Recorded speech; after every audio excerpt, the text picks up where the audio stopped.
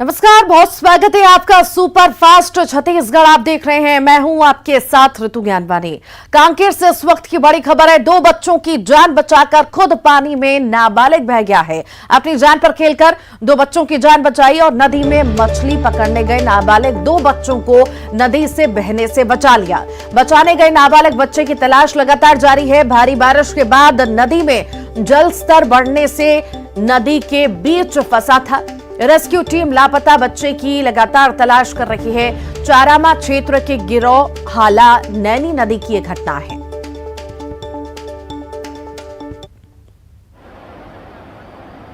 Photo खींच लो उसका भाई। नदी में मछली पकड़ने के दौरान यह हादसा हुआ। न्यूज 18 पर आप एक्सक्लूसिव तस्वीरें देख रहे हैं। रेस्क्यू टीम लापता बच्चे की तलाश में जुटी हुई है। जल स्तर लगातार बढ़ रहा है, पानी का बहाव जल्द बढ़ रहा है। तेज बारिश की वजह से परेशानियां भी रेस्क्यू टीम को हो रही हैं। नाबालिग पानी में बह गया है। अपनी जान पर खेलकर उसने 2 बच्चों की जान बचाई और खुद पानी में बह गया। रेस्क्यू टीम लगातार काम में लगी हुई है। फिलहाल अभी तक बच्चे का पता नहीं चल सका है। ये तस्वीरें आपको दिखा रहे हैं, एक्सक्लूसिव तस्वीरें आप न्यूज 18 मध्य प्रदेश छत्तीसगढ़ पर देख रहे हैं।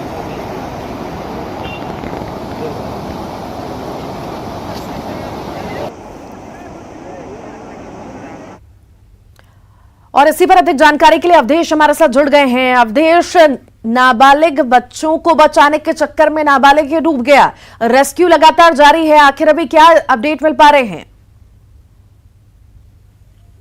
बिल्कुल, देखिए, अंधेरे होने की वजह से रेस्क्यू में थोड़ी सी परेशानी आ रही है। ये बात सच है कि एक नाबालिग ने डूबते हुए 2 नाबालिग को अपने जान पे खेल के बचाई, लेकिन उसके बाद तेज बहाव होने के कारण, नदी में बहाव तेज होने के कारण वो खुद नहीं मिल पा रहा है कि आखिरकार वो बह के गया किधर है।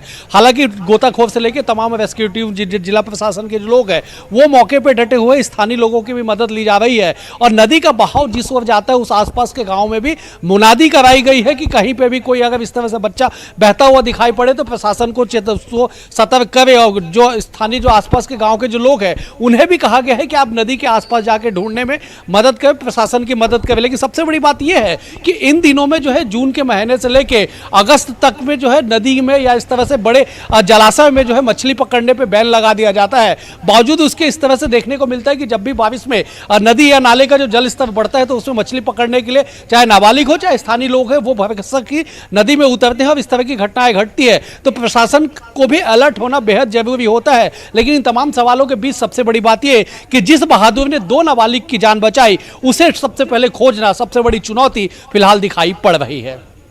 जी अवधेश, बहुत शुक्रिया जानकारी को साझा करने के लिए। छत्तीसगढ़ में भारी बारिश की चेतावनी दी गई है। दी गई है, मौसम विभाग ने चेतावनी दी है और रेड अलर्ट भी जारी किया है। भारी बारिश के साथ ही बिजली गिरने की आशंका है। बीजापुर, बस्तर, दंतेवाड़ा, सुकमा और नारायणपुर के लिए रेड अलर्ट जारी किया गया है। बालोद, कांकेर, कोंडागांव और गरियाबंद के लिए ऑरेंज अलर्ट जारी किया गया है।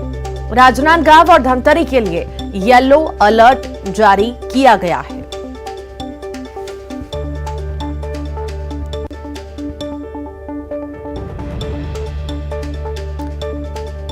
मौसम विभाग ने रेड अलर्ट जारी किया है। छत्तीसगढ़ में भारी बारिश की चेतावनी भी दी गई है।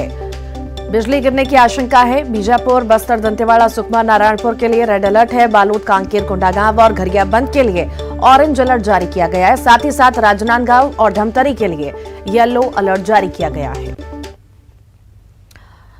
जशपुर से इस वक्त की बड़ी खबर है। न्यूज 18 की खबर का बड़ा असर हुआ है। डीईओ ऑफिस में देर रात शराब पीने का यह पूरा मामला है। कार्यालय में बैठकर शराब पीने वाले सभी 6 कर्मचारी सस्पेंड हुए हैं। प्रधान पाठक शिवराम भगत, सहायक ग्रेड रवि कुमार भगत, सहायक ग्रेड 2 नरेंद्र कुमार भगत, सहायक ग्रेड 3 संजीत बरवा, चौकीदार शिवनाथ राम, वाहन चालक निर्मल भगत सस्पेंड हुए हैं। जिला अध्यक्ष अधिकारी जे.के. प्रसाद ने निलंबन की कार्रवाई की है। कल रात जिला शिक्षा अधिकारी कार्यालय में शराब पीते न्यूज 18 के कैमरे में ये कैद हुए थे। न्यूज 18 ने प्रमुखता से खबर दिखाई थी और उसके बाद ये खबर पर बड़ा असर हुआ है। 6 कर्मचारी सस्पेंड हुए हैं। 18 के द्वारा ये वीडियो न्यूज़ प्रसारित हुआ था, उसकी मुझे जानकारी मिली आज। मैंने उसकी जांच पड़ताल किया और प्रथम दृष्टया सही लग रहा है। इस कारण से अभी जितने भी 6 कर्मचारी थे सभी को सस्पेंड कर दिया गया है और इनकी बाद में विभागीय विस्तृत जांच कराई जाएगी। और इनकी निलंबन अवधि में कहाँ मुख्यालय इनको बीओ ऑफिस मुख्यालय दिया गया, इस ऑफिस में नहीं रखा गया। विकासखंड शिक्षा अधिकारी के कार्यालय में इनका मुख्यालय रखा गया है और इसके बाद विभागीय जाँच होगी। विभागीय जाँच के बाद और अग्रिम कार्रवाई की जाएगी। सर, जिले भर में कई जो शिक्षा विभाग के कार्यालय हैं उनमें भी ऐसी सूचनाएं आती रहती है, तो उनकी नहीं, मैं बताना चाहूँगा ऐसा कुछ नहीं होता है। कभी किसी ये बहुत बड़ा जिला है, कहीं कोई इस तरह की कोई घटना घट जाती है तो तत्काल उसके खिलाफ कार्रवाई की जाती है। रायपुर में सीएम भूपेश बघेल की अध्यक्षता में छत्तीसगढ़ जनजातीय सलाहकार परिषद की बैठक हुई। बैठक में जनजातीय क्षेत्रों के जर्जर छात्रावास, आश्रम और स्कूलों के भवन की मरम्मत का कार्य को प्राथमिकता के आधार पर कराने के निर्देश दिए गए हैं। सीएम ने कहा कि कोरोना के कारण 2 साल बाद स्कूल, छात्रावास और आश्रम प्रारंभ हुए हैं। जहां मरम्मत की आवश्यकता है वहां मरम्मत का कार्य तत्परता से कराएं। जनजातीय क्षेत्रों में संचालित स्वामी आत्मानंद अंग्रेजी माध्यम स्कूलों में पढ़ने वाले बच्चों के लिए छात्रावासों का निर्माण भी कराने के निर्देश दिए हैं। इसी तरह उन्होंने स्कूलों में बच्चों की दर्ज संख्या के आधार पर शिक्षकों का युक्तिकरण करने के निर्देश दिए हैं। इसके साथ ही जनजातीय क्षेत्रों में कैंप लगाकर जाति प्रमाण पत्र जारी करने में आ रही समस्याओं का समाधान करने के भी निर्देश दिए हैं।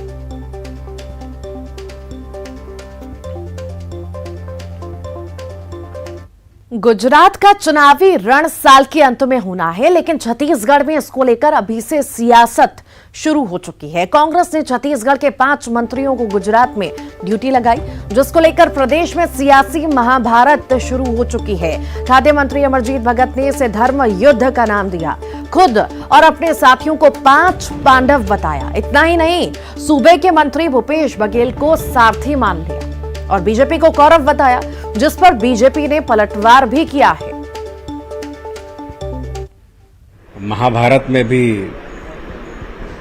पांडव और कौरव के बीच हुआ था, इसमें भी हम लोग छत्तीसगढ़ के 5 पांडवों को भेजा गया है। धर्म युद्ध होगा, हम लोग जीतेंगे और सरकार बनाएंगे। स्वाभाविक रूप से हम प्रदेश से 5 लोगों को भेज रहे हैं, तो प्रदेश के मुखिया सारथी के भूमिका में, कृष्ण जी के भूमिका में रहेंगे।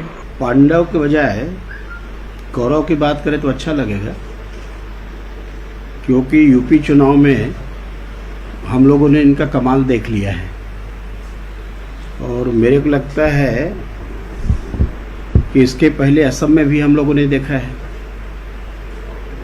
5 प्रदेश के चुनाव के रिजल्ट बहुत ज़्यादा दिन नहीं हुआ है और उससे भी कांग्रेस हार से उबर नहीं पाई है।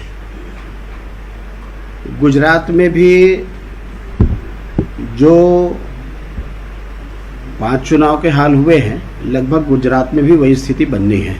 तो उनको भी मालूम है कि उनकी मजबूरियां हैं, वो जाएंगे लेकिन खाली हाथ ही लौट के आएंगे। आतंकवाद के मुद्दे पर बीजेपी कांग्रेस के बीच सियासी घमासान मच गया है।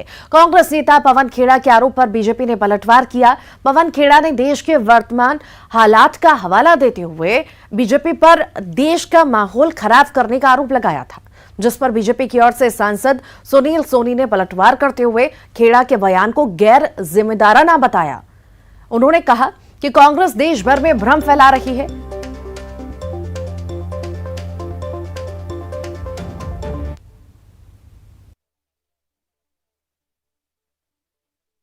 आतंकवाद के मुद्दे पर राजनीति नहीं की जानी, यह बात इस मंच पर आसीन प्रत्येक नेता को मालूम है। कम से कम कांग्रेस पार्टी आतंकवाद पर कभी राजनीति नहीं होने देगी। लेकिन जब सत्तारूढ़ दल के तार सरेआम आतंकवादियों से जुड़े हुए दिखेंगे, तो ऐसे में हमारा ये दायित्व है, ये फर्ज है, ये कर्तव्य है कि आप लोगों के माध्यम से कुछ तथ्य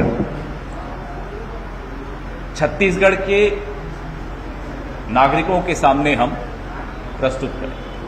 पवन जी को थोड़ा अपना ज्ञान बढ़ाना पड़ेगा कि आज आतंकवादियों से रिश्ता बीजेपी के साथ में जोड़ रहे हैं और बीजेपी छत्तीसगढ़ बंद करा रही है। कि उन अपराधियों को पकड़े जिन्होंने जघन्य अपराध किया है, तो ये अपने आप से प्रमाणित है कि कौन किसको संरक्षण दे रहा है। उसको गिरफ्तार करिए ना, फांसी पर लटकाइए, कड़ी से कड़ी कार्रवाई करिए। हम तो मांग कर रहे हैं ना। तो उसके बाद में इस प्रकार का भ्रम फैलाकर आतंकवादियों को संरक्षण देने का काम अगर कोई कर रहा है तो कांग्रेस पार्टी कर रही है। ये अपने आप में प्रमाणित है। हम कार्रवाई नहीं करेंगे, आरोप लगाएंगे। ये जो नीति जो कांग्रेस की है, ये एक भ्रामक नीति जो है, ये देश की फिजा को खराब करने वाली है। और पवन खेड़ा जी का जो बयान है वो गैर जिम्मेदार है। कांग्रेस नेता और मध्य प्रदेश से राज्यसभा सांसद विवेक तनखा ने बीजेपी पर जमकर निशाना साधा। उन्होंने कहा कि बीजेपी ने सरकार बनाने के लिए नया मंत्र तैयार किया है। बीजेपी अब हाउस में नहीं, होटलों में तय कर रही है कि कौन सी सरकार कहां चलेगी। सिस्टम है, बीजेपी ने ये खेल में एक्सपर्टीज हासिल कर ली है, माहिरी हासिल कर लिया है। अभी कुछ दिन पहले याद नहीं आपको, मध्य प्रदेश में भी यही किया था, हवाई जहाज में बैठा के बेंगलोर ले गए। और अब बीजेपी का नया मंत्र है कि जो कॉन्फिडेंस मोशन है वो होटलों में होगा, हाउस में नहीं होगा। मतलब होटलों में डिसाइड होगी कि कौन सी सरकार कहां चलेगी। छत्तीसगढ़ के स्कूलों में आज नो बैग डे मनाया जा रहा है, यानी स्कूल तो बच्चे आए लेकिन बिना किताब कॉपी के। छात्रों को अब सप्ताह में एक दिन पूरी तरह से बिना किताब कॉपी के स्कूल आना है। स्कूल शिक्षा विभाग ने फैसला लिया है कि राज्य के सभी प्राइमरी और मिडिल स्कूलों में शनिवार को छात्र बिना बैग के स्कूल पहुंचेंगे। शनिवार को स्कूल में केवल एक्स्ट्रा करिकुलम एक्टिविटीज होंगी। सरकार के निर्देश पर बैगलेस डे में बच्चों को स्कूलों में योग, व्यायाम, खेल कूद और सांस्कृतिक गतिविधियां कराई जा रही हैं। सरकार के इस फैसले से बच्चों में काफी उत्साह है।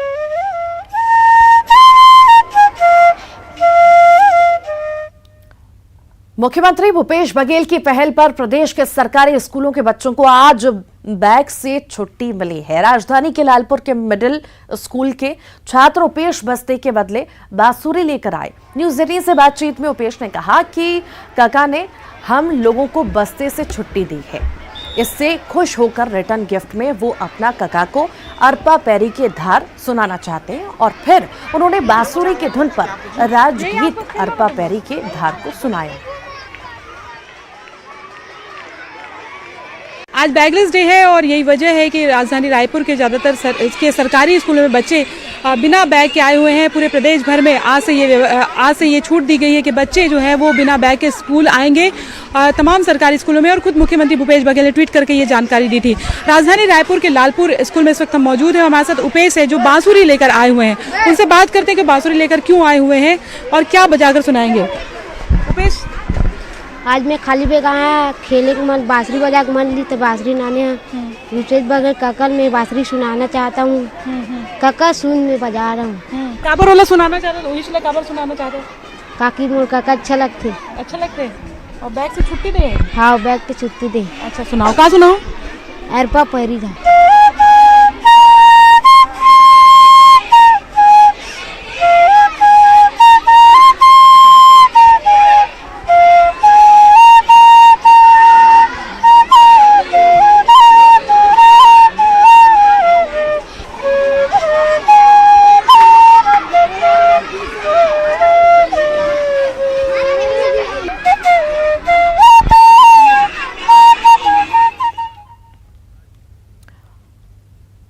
और इसी बीच बड़ी खबर अंबिकापुर से है। भालू ने एक व्यक्ति पर जानलेवा हमला किया है। जंगल से भटककर उदयपुर नगर पहुंचा है भालू। गांव में भालू के आने से लोगों में दहशत का माहौल बन गया है। वन विभाग की टीम ने भालू को जंगल से खदेड़ा।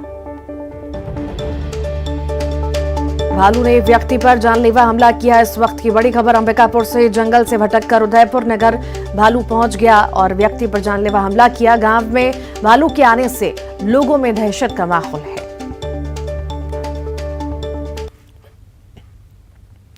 बढ़ती महंगाई और लगातार महंगे होते इलाज के इस दौर में अगर आपको सस्ती दरों पर दवाएं मिल जाएं तो क्या कहेंगे।